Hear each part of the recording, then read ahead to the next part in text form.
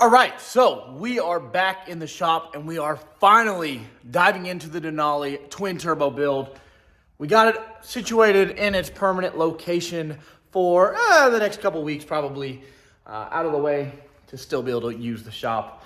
But we're finally getting on this build. So we are still waiting on headers, but those should be in by the end of the week. Hopefully they fit. If not, we have another set on the way as well, just in case. So we're gonna go over all of the parts that we have to build this truck, and we're gonna start tearing this thing down. So we gotta get everything off, headers, intake, all the old stuff, the nitrous system, because we're gonna be redoing everything. Oh, over here on the table, we have majority of the parts. Obviously, there's still some stuff in the boxes underneath and all that, but this is the main stuff that's gonna be going on this truck. We have the twin 6673 VS Racing turbos with our powder coat from Powder Rangers, our custom turbo guards that we had made with the red grading, and then the custom clamps with the Instagram. Then we have our Turbo Smart parts. So this truck is going to be ran off of the Turbo Smart E-Boost boost controller, which is in one of these boxes. Not only that, but we're also going to be having the wastegate and blow-off valves are both Turbo Smart. So I definitely didn't cheap out there. I wanted to make sure, because that's a big fail point. As from the slight research I have done on turbo kits, you got to get the good stuff on that stuff. If it fails, bad stuff happens. We don't want bad stuff happening. We want as best opportunity of not hurting this thing as possible. But we also got the oil sandwich plate from Mishimoto. Part number, if anyone is doing that on an LT motor, hopefully that's the part number that ends up working. For our port injection, we have 2 high PSI, which is in this box, and fuel injector development parts to go hand in hand to go into the Holley manifold that also has the port injection. So the port injection is going to be really needed when we're turning this thing up. With these having DI, you run into issues with fueling. Now we have the fuel pump that we installed a couple months back, so we're good with the fuel pump. Our fuel pump is good for like $1,500. So we're good on fuel, and that's usually a main thing that people aren't ever good on. So we're good on that. We got that. We got a lot of fittings and stuff in here for the oil drain bungs, all this and that. We have a Innovate wideband, a new one. We have one in the truck, but we are switching to this one. Has a lot more parameters and stuff on it. We have the MSD two-step. And then this is from Tick Performance. It is our pump for our ice box, which is on here in the bed. If you guys saw the last video with the crazy bed setup we did. Fuel rails for port injection goes with the Holley, and the Tick Performance intercooler, one of the main aspects of this. We also are going to be leaving nitrous on the truck. So we have all the adapters for our LT5 throttle body and the Nitrous Express plate. So that'll all bolt right up and be easy. But the main issue we're going to be running into in probably the next video, which is us starting to actually install stuff. This one, we're just going to be tearing this thing down, getting everything off the truck, because like I said, everything is getting redone.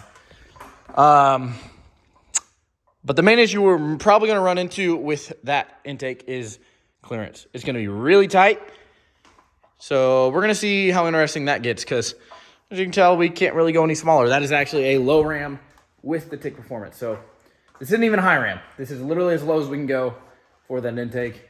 We're going to see how good that goes. But we are going to get into tearing this thing down, getting all the old headers, old intake box, and everything off of this thing, the nitrous, all the wiring out of the truck. Probably going to be redoing our rock light wiring, a couple other things while we're doing it, because whenever we moved that fuse box, that stuff got kind of messed with, and it was just temporarily thrown together since I knew we were going to be tearing into this thing very soon. But let's get into that. Let's get into tearing this thing apart, which is kind of sad. I drove this thing in here for the last day, not turboed, and it's not going to probably drive again until it actually has some turbos right here and right there. As long as everything goes good. I really don't see this not working at all. So no matter what, this thing's driving out here with turbos. When we'll see. I'm hoping to have this done in a couple weeks, but we'll see, because I am fabricating the whole kit on that welding table. So it's going to be kind of interesting because I'm not a welder. I'm not bad, but I'm not a welder. So, yeah, let's get into tearing this thing down.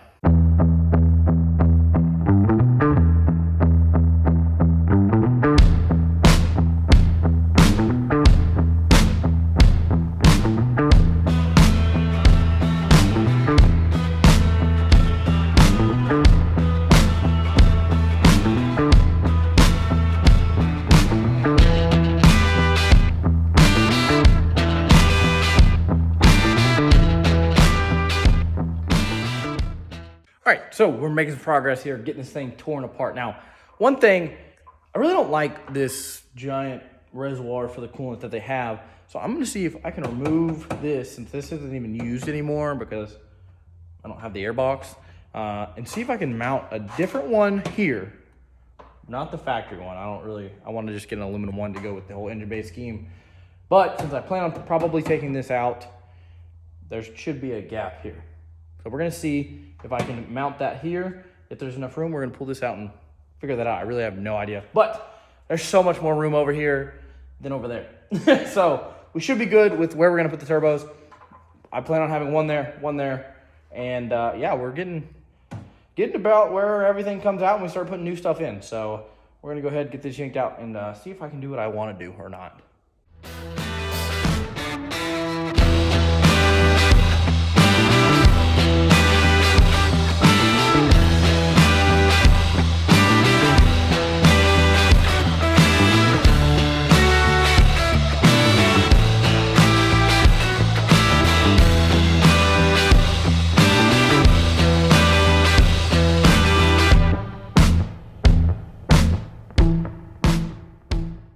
All right, so I'm pretty sure we're gonna have more than enough room to do what I want, and we should be able to feed those hoses through there. We might have to relocate the horns, maybe not, we'll see. But I gotta find a coolant reservoir to fit right here. And so we're gonna go ahead and take that out, most likely. Maybe, I might wait to do that. But as you can see, some of the wiring in this truck I did in a rush previously. So we're gonna also be redoing that during this process and getting all that wire loomed up. But we're gonna go ahead and get the nitrous solenoids all off. And then we're pretty much disassembled in the engine bay besides the headers. Then we're gonna jump into those after. But that's the last thing until we jump into the headers.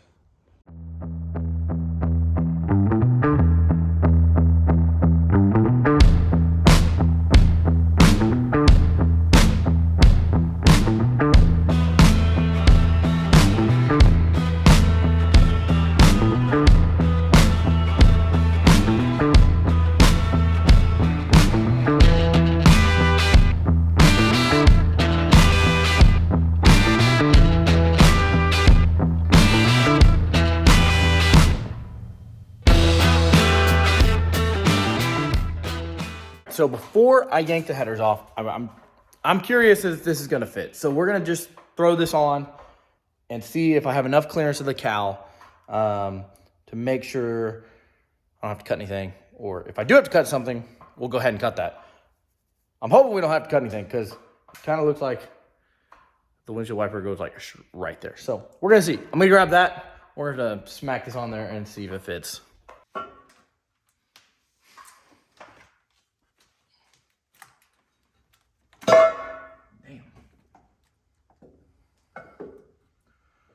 Okay, so far, so good.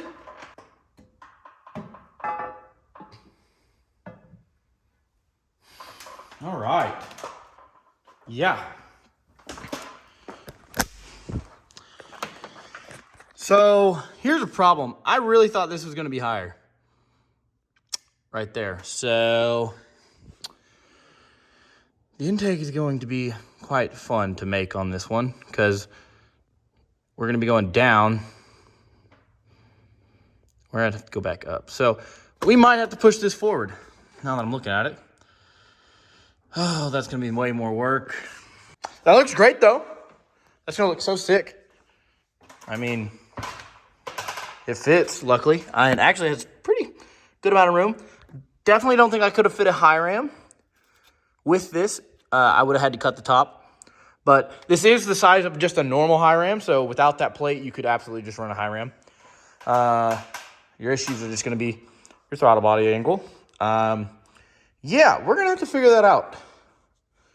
Worst case scenario, we're going to have to get the lid repowder coated because it's going to have to be cut, tilted, and welded back on. I don't think we're going to have to do that, but I really don't know till we get everything mounted up because, like I said, I do have a nitrous plate and the adapter plate. So it's going to be really close to this. I'm going to go ahead. I'm going to just put that on and just see how close it actually is. So we've already ran into our first issue on this build, which I plan on running into a lot of issues. I mean, this is something no one has done. It's untested. We're going to run into issues, but we ordered a fix for it already. So as you can tell, the nose of this intake is quite long, and it also tilts down. So I looked up to see if the Holley themselves offered a different top for their manifolds. I couldn't find one, but I did find a Mavin sheet metal intake, and it goes to about where that Holley logo stops with a little bit less angle. So we should be able to get a pretty good chunk of space that we're going to be able to run the piping, which I plan on running the piping kind of like up and kind of almost resting on here, since this is there, and you can close the hood with a pretty decent sized pipe right there. So yeah, we ordered the sheet metal intake. I'm gonna get it. It's a polish intake, so I'm gonna put it on polish for now. We're most likely gonna use that to get powder coated. But yeah, that's gonna be the fix for this issue here.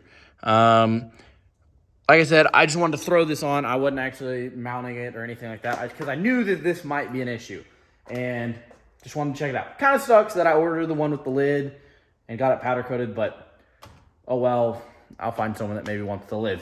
And yeah, so we're going to yank this all back out, throw it back on the table over there. We're going to start getting these headers out.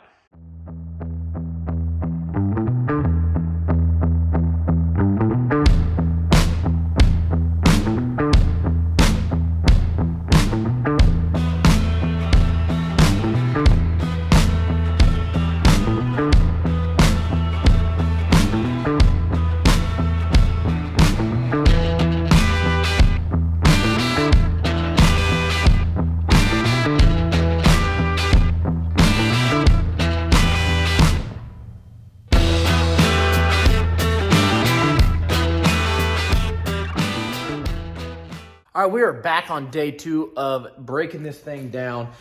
Today, I think we're going to focus on getting all of the old wiring out of the cab for the gauges and the nitrous setup. So, like I said, the truck is going to continue to have nitrous, so it's still going to have my little nitrous switch in there. But I don't know where I'm going to end up putting the button or my 2-step button. So, I got to find where I'm going to put those and find a button online that I like, because both of those are not toggle switches. They're more of a button, so it only engages when it's pressed down. I would like to find a factory button that I could just press and it'll do those buttons and wire it into that. But we're gonna have to do some work on all data and figure out what switches I could maybe tap into that would do that for me. I saw a spot on the steering wheel that makes me interested. Well, like I said, I'll get into that later whenever I'm actually wiring that up. But yeah, I'm gonna go ahead. I'm gonna start yanking the old gauges, which I had was my air fuel and my wideband gauges, out of the truck and get it ready for the new ones. So I have a e-boost controller and then a new air fuel and ethanol sensor combination pod. So I used to just have the air fuel and the ethanol content on 2 separate gauges. This one combines the 2. So we can simplify that and still only use the 2 spots on the pillar gauge that I have in the truck, which if you guys didn't know, let me see what brand this is. I can get the truck open. Anyone else with these have problems with the doors unlocking? I might not have the keys on me. I don't have the keys. I'm gonna go get the keys. Got the Aeroforce gauge. Ignore the dirty dash. We're gonna clean it all before the truck leaves the shop. But I have those 2 gauges. I'm gonna rip those out so we can get this ready for the new gauges that we're gonna put in it. And I think besides the muffler and the controller for it. That's about all we're going to be ripping out. I have the other parts coming on Friday. The header should be here. So we should be able to see then if they're going to work. Really hoping they work because it's going to be tight. Not only is the steering shaft in the way, but these coolant lines are kind of in the way. It's going to be really close. If not, I have another set already on order that I'm pretty sure will 100% work.